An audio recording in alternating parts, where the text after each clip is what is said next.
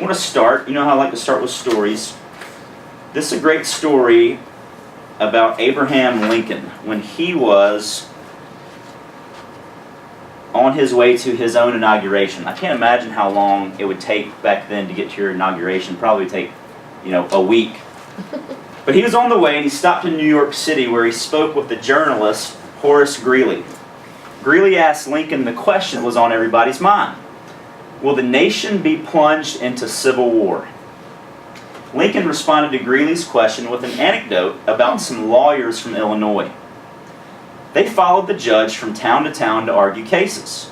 As they traveled, they had to cross a number of rivers, including many that were swollen. They were particularly worried about the Fox River. In a small town where they had stopped for the night, they met a circuit-riding preacher. He had crossed the Fox River many times, so they asked him about it. And he said, I have one rule that helps me cross the Fox River. I don't cross the Fox River until I get there. So, wait to worry.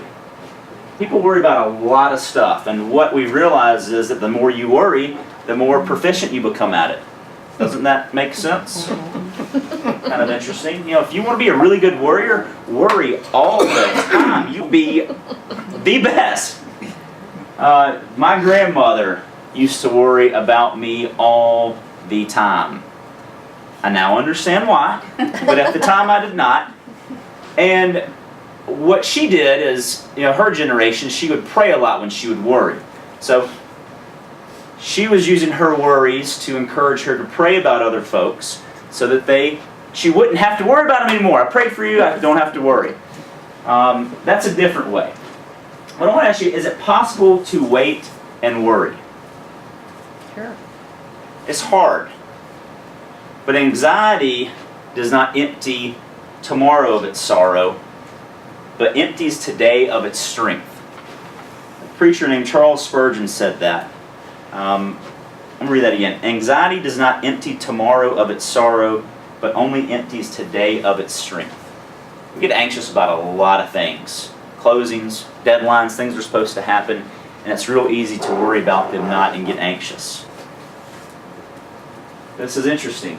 The average worrier is 92% inefficient. And only 8% of what we worry about actually ever comes true. That is amazing. Profound. I mean, I know I've worried about a lot of stuff. And you worry about whether it's going to happen or it's not going to happen. And I don't know if it's because you do something because you worry to prevent it from happening, but just simply worrying about it, the odds are so much stacked against you that it's not going to happen. It's easier to just wait. So don't cross the river until what? You get You there. get there. Until you get there. So just wait. All that wasted time. Exactly. Y'all know who this is? Zig Ziglar.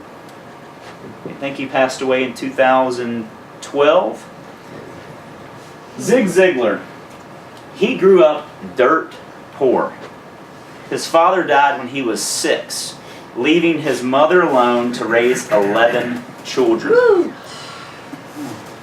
They were virtually penniless. And he has probably one of the most interesting stories. Yet despite their poverty, Ms. Ziglar instilled a strong work ethic in her children and raised them to believe that both she and God loved them. She also instructed her children to practice saying, please, thank you. Those lessons stuck. Her formula of work, love, and faith made their difficult lives easier. Gratitude made their lives enjoyable.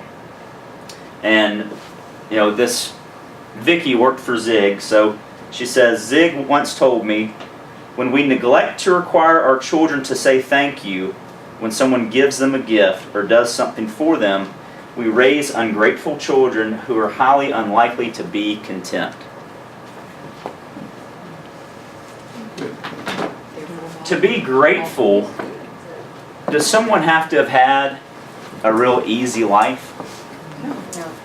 No. And I find that the opposite is true. The most grateful people have overcome more difficulties than anyone else. Zig Ziglar. Age 6, father dies, 11 children. I can't imagine how many hours he spent working before school, after school, and is grateful for every opportunity that he had every single day. Why was he so grateful? Constantly counting his blessings, writing them down, jotting them down, reading that list once a week. He had a mama that loved him. He should be thankful for that. Exactly. He had 10 brothers and sisters. What a huge family. But it's not just writing them down and counting them, but some folks read that list once a week, once a day. It's really powerful stuff. I don't know if you remember when Oprah did this back at her talk show.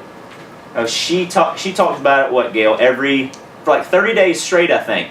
30-day challenge. Yep. Yeah. She would talk about that. And it's powerful. She kept a journal, and she still does. Every day writes down something that she's grateful for. And it makes whatever you're dealing with that much easier. And you realize that whatever you're faced with at the time that you're feeling ungrateful about, it's really not that bad.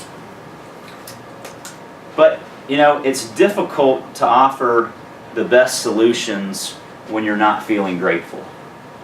And sometimes we need to feel grateful about just the opportunity to help somebody. I know everybody in every business has clients and customers that maybe we feel they're ungrateful for our services, or I've heard people say the words, they're crazy, this person is insane, they're rude. There are a lot of those out there. There are some cases when, yes, that person is just ungrateful in general, and maybe they can't be helped. But if you think about how grateful you are just for the opportunity to help them, it can make it a lot easier for you to get through that relationship and to help them. Because everybody, I believe, does have good intentions at some point. There's a rare case where there are some people that have no good intentions at all, and we just don't work with them anymore. But if you feel grateful about that opportunity, it makes it easier to work with them. And Zig always said, without gratitude, happiness is rare. And with gratitude, the odds of happiness go up dramatically. This is one of my favorite rules. I think this is rule number 8 or 9 out of the book. Learn to say no graciously. That is very, very hard to do, and to be sincere. People ask y'all to do things all the time. They want you to what? They want you to contribute to a cause. They want you to volunteer your time. They want you to list their house for free. People ask us to do things. Why? Because just by nature, real estate agents and realtors are very giving. We like helping people. We want to be liked. But how can you learn to say no graciously? It is hard. But you can't put a quart in a pint glass, can you? If a pint glass is full, it's holding a pint. That's all it can be expected to ever do. So how do you say no graciously? Well, when you turn people down, you have to also learn how to build them up. And it's very, very difficult. So let's talk about some examples. Someone asks you to volunteer your time on a committee or join a group. And the simple response is, I can't help this year, but I fully support the cause and deeply appreciate the work you're doing. Thank you for asking me to help. Please feel free to ask me again next year. That's sometimes hard to do, because the one thing you want to say, you don't want to, this might be a client asking you to help them right, 2 weeks after they just bought a house from you? Or within a period of time where you may feel guilty about not helping them. And we like to help people. But do you really have the capacity to do that? These are some other suggestions. Thank you for asking me to help rid the world of white rhinos and baby sea lions. These are not causes I support, but thank you for your call. You get called on to do a lot of things. Event response. Who said maybe to an event that they had no intentions of actually attending? Because they didn't want to hurt someone's feelings? Maybe me. I've said that. I've done that a lot. You want them to know that you want to come because you do like spending time with them, but you can't. It's easier just to tell them no. A maybe teases the person. It really does. No, I can't make it. Thank you so much for inviting me. It's always fun to be with you. You just made them feel good about not spending time with them. So, I love spending time with you, but I can't spend time with you right now. It's learning to say no to things that you just don't have the capacity to do. It's very, very difficult. And being positive and having good outlook offers us many advantages.